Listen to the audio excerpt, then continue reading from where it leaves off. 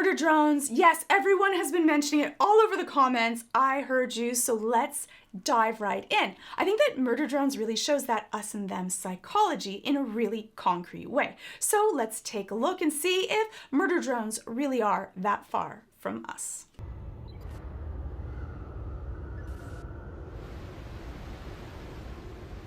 Pretty nice hydraulics, huh? What have you done? A lot of us who have had critical parents, this is that want to have someone that is proud of you, that accepts you, that understands your mistakes. What happens with critical parenting, though, is that you've raised this child and you want so much for them that often you're doing too much. I think that a lot of times that's because you feel your own guilt of not doing enough, and that's projected onto someone else. It's also a way of deflecting responsibility. This is someone that you raised. And so sometimes parents become the harshest critics to the people that are closest to them. And that can end up pushing your child away. I can't have you shooting V with that thing. Fight me. Dad, get down. Uzi, you led a murder drone here? My beautiful doors! Now is so not the time. I messed up. In the same way, I'm about to fix it.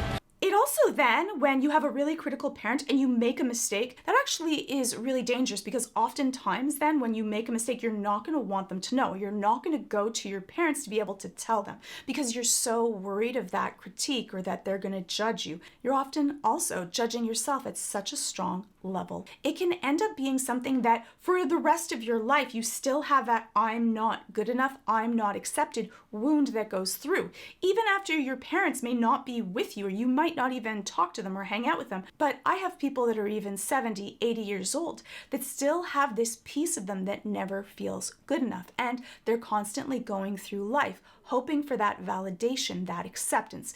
In the end, it's one that you want to heal on your own with yourself. And that is not the easiest thing to do. Dad, point and shoot. Trust me.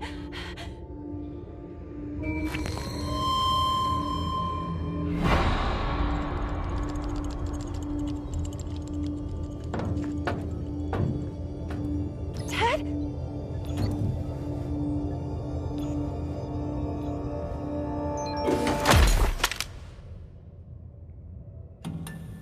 That was the most shocking moment, though. Like, I didn't expect that. I understand that freeze response. I understand that the disassembly drones are so scary. I can understand that intense fear, but to have him escape and not protect his child is just such a strong betrayal. I really feel that inside of me. And I think that if you've ever gone through something like that, it's just a really hard thing to feel safety after, especially when you're in need. If someone has left you when you needed them, that feeling of betrayal can be so strong.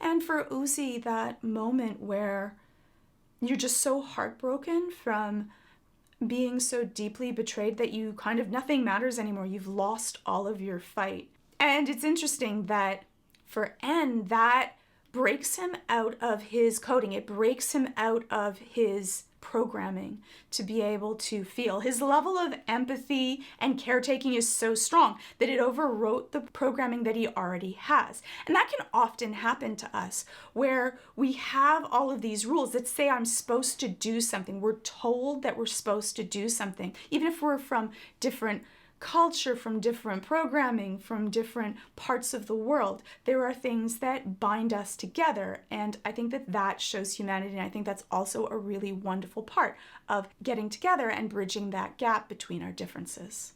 And you see that protective nature that he has. He protects her because she matters to him. When we talk about us and them psychology, when we're taught not to like a certain group or a certain culture or a certain political political party or place, we often dehumanize them. We make them into numbers. We say that we are all good and all right, and we do the right things, and we're fighting for something that matters. And them, they do horrible things. They are not human, or in this case, not the right programming. And that allows us to do things to that other group. And it also binds the us group together. And if that happens really strongly, any outliers or parts that are moving outside of our main group is often pruned or thrown away.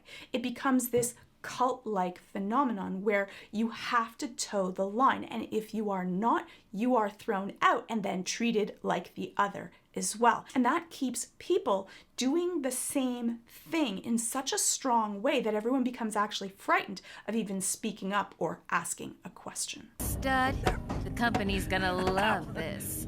With this colony wiped, we'll make top team this quarter for sure. You know what that means. Branded pants.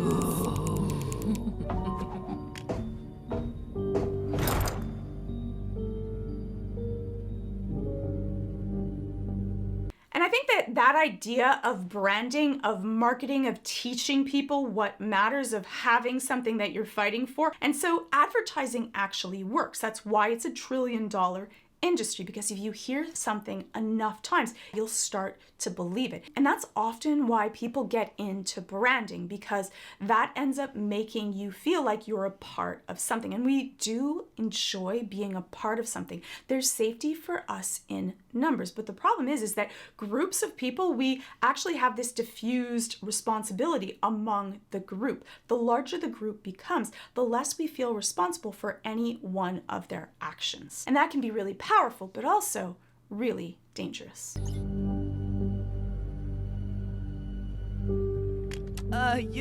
Not that I can't wait to keep murdering all these, maybe not so actually different from us worker drones, but... And that's the piece, is that once you start to realize that the other group is not so different from us, it's almost like that string that you start to pull and you have to keep on pulling it. It cracks your cognitive dissonance of we're all good and we're doing everything right. And for most people, once you have that idea of like, wait a second, maybe we're not always the good guys. Maybe good and evil is evenly spread among populations, not that there are us that are always right and them that are always wrong. And what you want to do is you want to question when people try to proselytize or try to shout out that there is something that is horrible or evil. We need to go through that media savvy set of skills that I think should be taught in schools when we're really young, of being able to question if someone says maybe or if,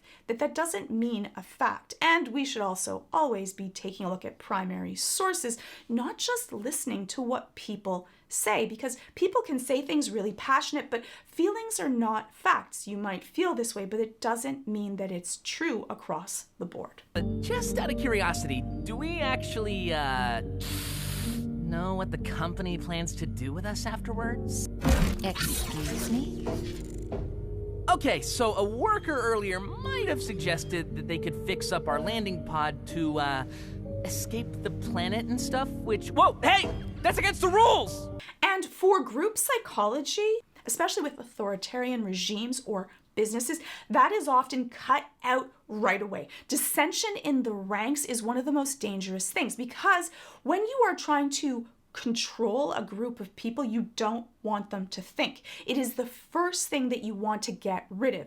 The people that think, the people that question, the people that might want to change things, because that gets rid of your sense of control. And once you have one person that questions, other people may as well. That's when you should start questioning, what exactly is this group about? And why would anyone feel insecure if they truly believed what they believed was right?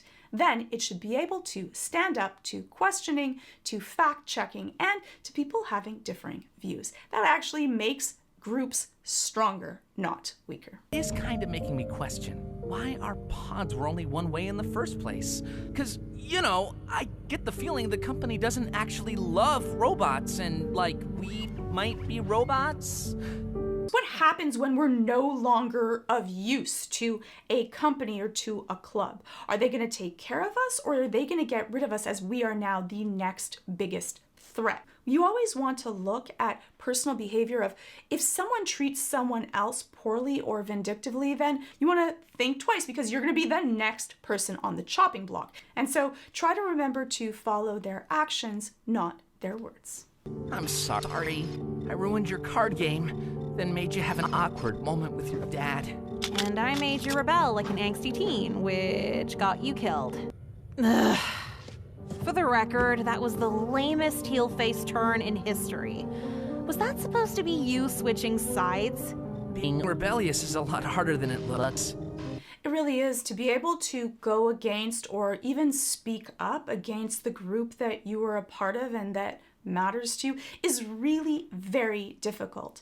It's easy for people on the outside to be able to say, well, you should have been stronger, you should have said something. But I think that for many of us, that feeling, that want, that need, that safety of being inside of a group makes it really hard, especially when the group doesn't treat outliers very well, that you know that you're going to be the next one treated poorly. And often they can be really vindictive or violent to the person that leaves. So it takes a vast amount of internal strength to be able to even say something small. We also want to be able to encourage people that, you know what, that is a step in the right direction. And if you want people to move in the right direction, you do not just reward them when they've done everything perfectly right, but when they're trying, where they're making attempts, when they're starting to think something. And instead of berating them for not thinking something faster, we want to be able to encourage people of saying like, that's really interesting, because it is a huge risk. Remember, we are still caveman brains inside of this modern society. Our brain has not evolved much in the last 50 to 100,000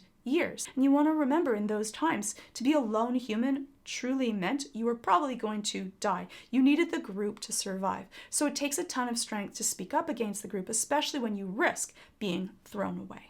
Thanks for showing me the ropes. Nuh-uh, no bonding thing. You just killed a bunch of people, idiot. That's super fair. I screwed up. Ugh. In the same way you're about to fix it?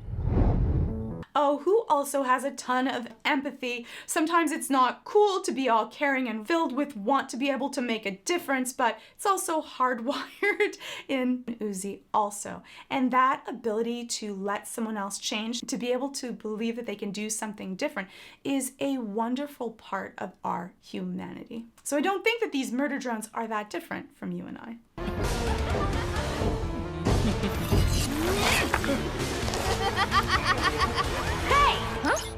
Put that conventionally attractive male down. Jay, you're sometimes kind of mean to me, and I wish you weren't. Just some constructive criticism. Nice. It is really hard though. It's especially hard if you have a personality type where you don't like disappointing people. You often will avoid conflict. People that avoid conflict often go through, when they're really anxious or someone's aggressive towards them, they go through that fawn response. A fawn response is when you are going to try to have the person that's that aggressive element like you, or that you're on their side because you're worried about them attacking you. And in this, it's not so much of a strong fawn response, but when they're coming up of giving a critique, it's almost a compliment. Like, it's not that big of a critique, but still, it's a move in the right direction. So like that Uzi still encouraged it and gave him a fist bump. I thought it was kind of adorable. Ah! My mind's in a weird place! Don't read into this!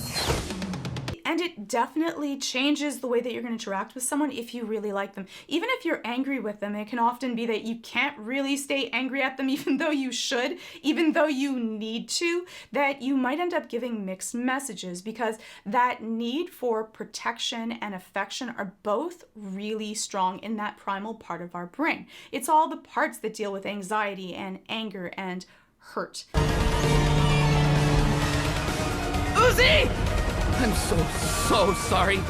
Have fun repressing this. Ew!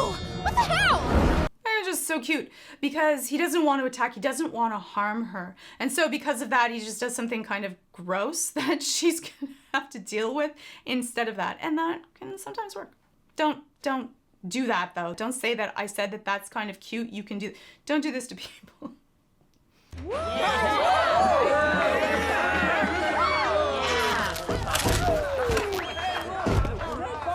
Aww. I love that Anne picked her up right away when she fell.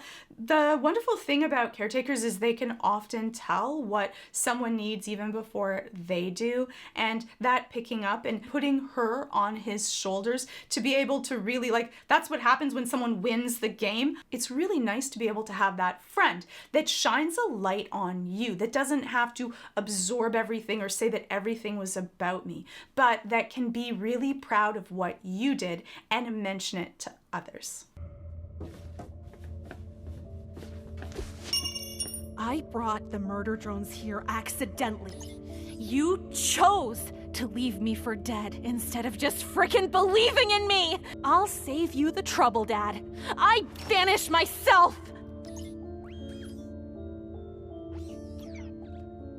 Let's go, Anne. I know that I probably shouldn't feel bad for the father in this situation. He made this error out of fear, and he did the wrong thing. And I also understand that sometimes someone has done something that's so horrible that you just can't forgive them.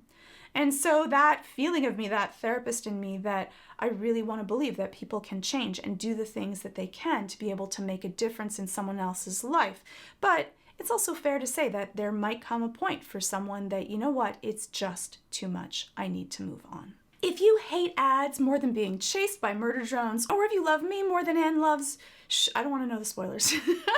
If you want to hear all the saucy words that we can't put in because YouTube, then head on over to Nebula. If you like this video, you can also check out all of my Arcane, Wednesday, The Boys, Last of Us, all ad-free, sponsor-free on Nebula, just like all of my Nebula videos. And that's the whole purpose of Nebula. It's a place where you can get high quality videos and creators can post early, post extended versions, post videos that would never work on YouTube. Creators like Foreign Men in a Foreign Land, Matt Crawl, Extra Credits, Morning Brew with Dan Toomey, Patch Lacey with Tirzu, and Stephen Bridges, who will teach you how to beat the odds. And I've posted all of my compilation videos like The Last of Us, The Jinx Saga, Vox Machina Season 1 compilation, all early on Nebula. I also have a whole course on how to beat anxiety available also there. You can also get exclusive originals such as The Getaway and Christopher Nolan, The Ultimate Critique. I will be checking that out. Again, Nebula. And all ad-free, sponsor-free, you can sign up with my exclusive link, yes, use mine, with 40% off at $3 a month, $36 a year, or you can get it monthly just for $6 a month.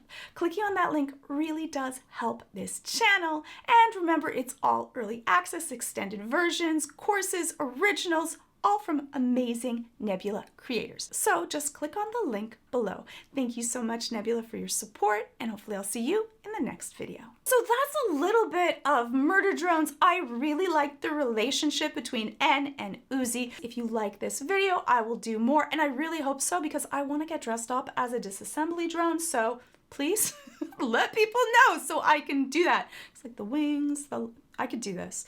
So let me know in the comments below what your thoughts are and if we are that far from murder drones or not, and a little bit about the really cute relationship between Uzi and N.